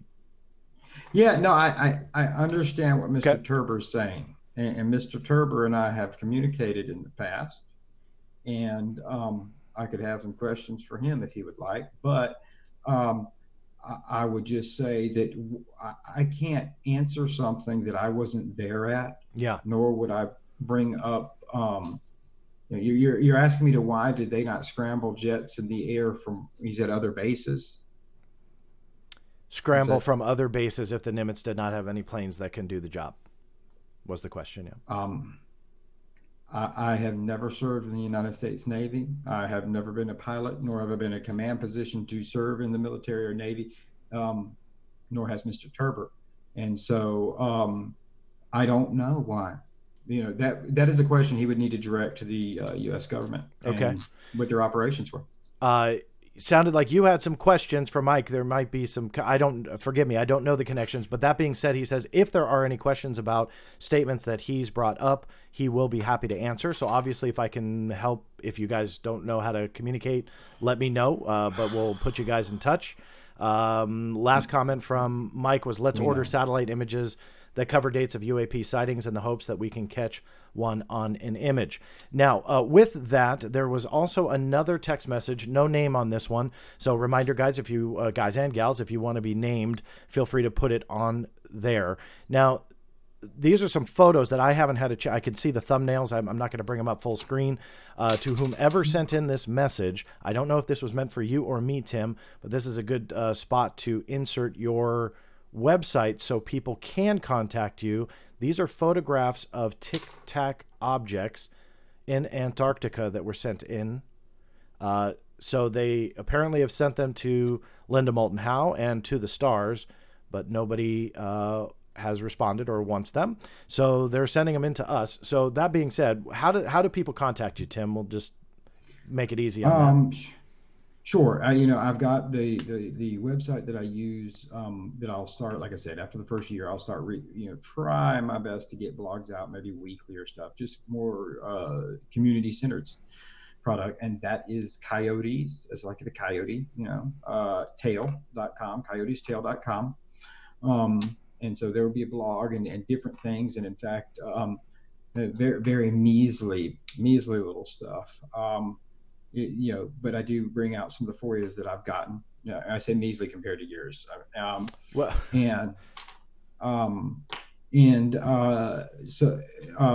yeah, you can reach me there. My email and everything is there. You can find me on Twitter, LT Tim McMillan. And I've stepped on you there. It's at coyotestail.com. And I'm sorry, what was your Twitter handle again? LT Tim McMillan at LT Tim McMillan. Find me on Twitter. My messages are open there. I always tell people, email me. I am in a different time zone, obviously, if you're in the U.S. So we may be a little off, and I get busy. I do try to respond to every single person because, that's why I enjoy the questions. As many questions as you want to throw at me, because I actually ended up learning a lot from the things people ask me. Yeah. And so that's why I love doing the open chats on these live streams, which, by the way, I've been asked by a couple people here, and I saw out of the corner of my eye in the chat room. Yes, I'll be doing another stream probably the beginning of next week about the article that was dropped today, and I'm happy to field questions. But I'm with you. I love that kind of stuff. Let's do one or two more, and then I'll let you go, Tim. I know it's getting late over there in Germany. This is from Jazz Shaw. Jazz, thank you so much for tuning in. For those who don't know, Jazz is a journalist with hotair.com. Jazz is a great individual to speak with. I'm a fan of Jazz. He texts in, John, it's Jazz Shaw. Do you think This is now a showdown between Elizondo and the Pentagon as to who is lying. I'm guessing you might want to take a stab at that, Tim. Well, yeah. No, okay. All right. Here we go. No. In answer to my huge question. That sums it up. That's everybody. Oh, sorry. All right. Thanks, everybody. Yep, that's a show. We're moving on to the second phase of disclosure, and here we are. No, yeah. I'll elaborate for you if you want me to. I don't think that there's a showdown coming on. I'm sure Jazz, who man, hey, dude, I love you. He's on Twitter too. He's a great follower. Kind of one of the new guys like myself who, maybe weren't on maybe followed the scene, but then have just kind of jumped into the community. Mm-hmm. And so I with that said, I'm sure that he saw. I'm kind of surprised nobody else has brought that question up, including you, John, that I may have teased, that I had been incommunicato with some of the people with TTSA, mm-hmm. That I said was very enlightening, and I walked away with a clear understanding of that. That is accurate. That's true. Mm-hmm. And I hope that I think in the coming weeks and everything that I hope we can bring more clarity to a lot of the contentious issues that you've received stuff over, that people have been on either side of this, and just say, Jazz, that stay tuned.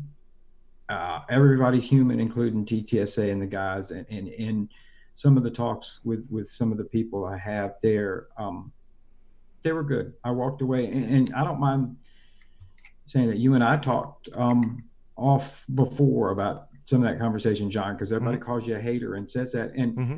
I don't want to put words in your mouth, but I think that after that, you were like, hey, okay, you're like, okay, you were like, let's hear what's going on. And I don't think there was never like a, you don't report that, Tim.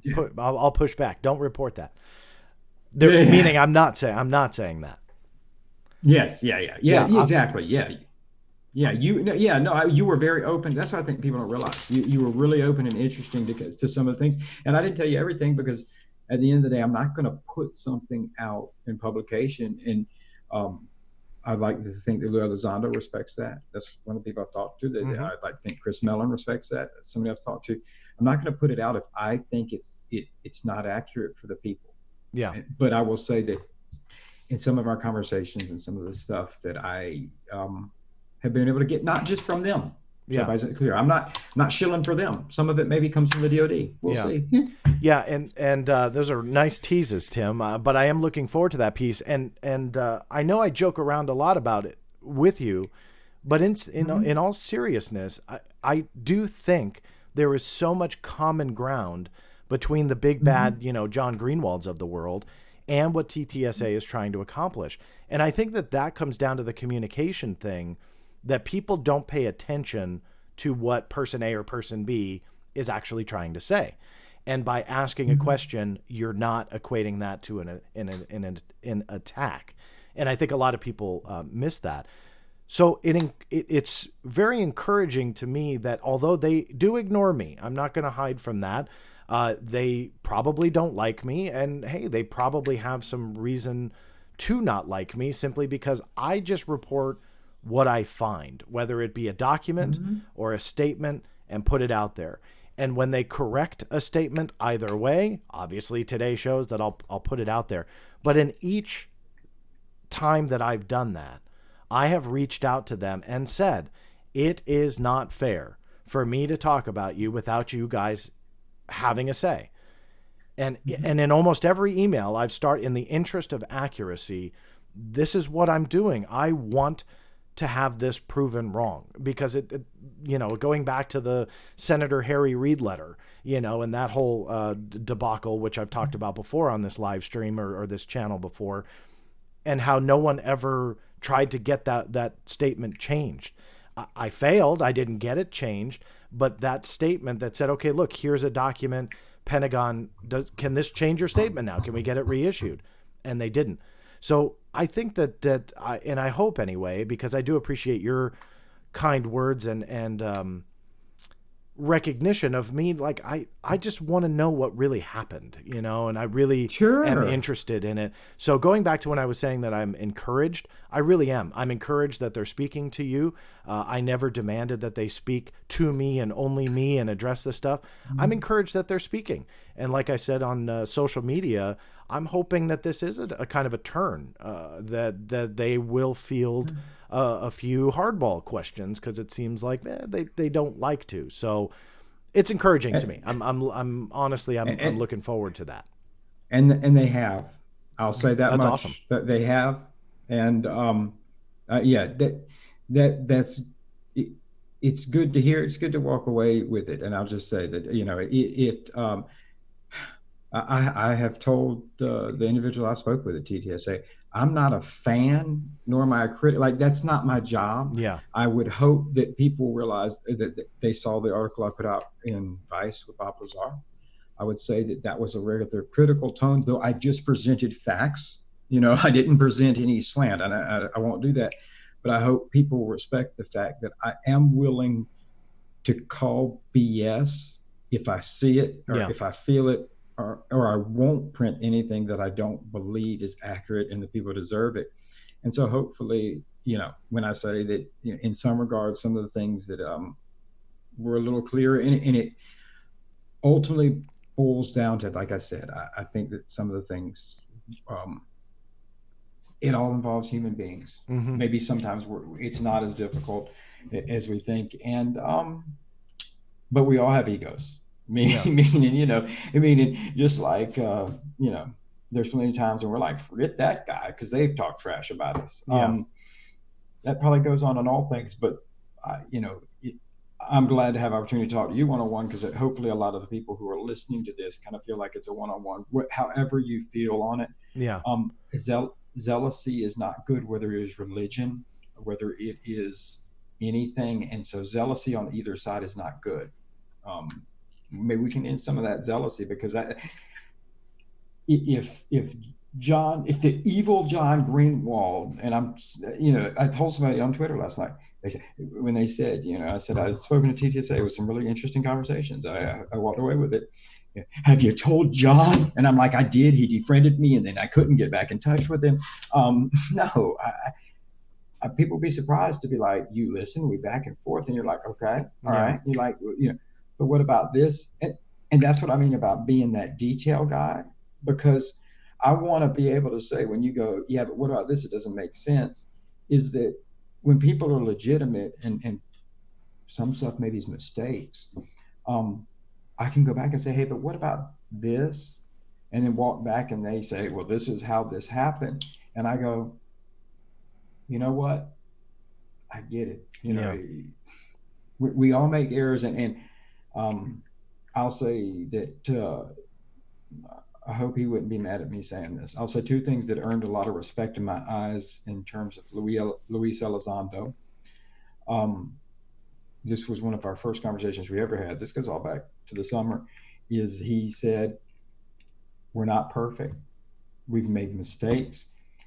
There's no roadmap. People think that this is a disclosure thing with them, and I think that'll be something interesting that maybe come out, is that they need the people to be a collective just as much. And in my opinion, just what I know now. And it was, we've made mistakes. And then just recently it was, hey man, what's some things that we could do better? Now, why is he asking me that? Why is he talking to me? Why is that? I don't know. It's not like I'm special, other than I hope people realize that I'll talk to anybody. In fact, a couple of weeks, Erica Lukes and Chris Marks will be coming into Germany to visit. I'm looking forward to seeing her and meeting him. So yeah, I think it involves everybody. And so I hope people realize that I'm objectively fair with it. And so, yeah, no, I hope. Yeah, people keep saying, is there some big reveal coming in 2020? If there's a big reveal coming in 2020, I would hope it would be that maybe a lot of the different people who bring some phenomenal skill sets to this table, whether it's the, you know, Chris Cogwells and what they do, even Deep, you know, you hear Deep that's on Twitter and everything, the stuff that he's bringing out there, Kevin Day, who's doing what he's doing, People totally missed it, but Dave Scott just wrote a phenomenal article. I urge everybody to go to hisspace.radio about Canadian politicians preparing for UFO topics in the politician. So I need Dave, I need everybody, I need you. Is it achievable? Yeah. If we're all willing to say we're wrong, or if we're all willing to say, and I screwed up there, we need that. Yeah, I think so. But I don't know any other way to do it. Yeah. Because if somebody can point to me a spot when anybody solved UFOs, good for you. I mean, I'm proud of you. Not that I don't get those messages. Yeah. Well, I'm really looking forward to your next piece. There's quite a few more text messages and questions in the chat room, but we're coming up on 2 hours. So I think that I've taken way too much of your time already, but you've stayed up. You've stayed up, late with me. But I just want to end with the same compliment that I paid you in the beginning, is that you're doing amazing work. And that care and the attention that you give this topic and the way that you said it, that it deserves it, I think is why you and I get along so well, and it resonates in that work. So on behalf of people who need that quality work, thank you for that. You can reach Tim online, www.coyotestail.com, or on Twitter, handle at LT Tim McMillan, and I think that's it, right, Tim? Facebook, they can call search me. for What's you. your number? Let me give them your number. I'll give that out to the public. There's all sorts of different ways to contact Tim. If you're watching on YouTube, feel free to check out the description after the fact, and I'll make sure that I put all of his contact information there so you can hyperlink it. And if you're listening on the podcast version, it's all in the show notes. Go to www.theblackvault.com/show notes. Go ahead and find this episode with Tim McMillan. It will link all over to his material as well. So, Tim, thank you so much again for everything. I really do appreciate it. You sleep well. And as always, thank you all for listening and watching if you're doing it live. We'll see you next time.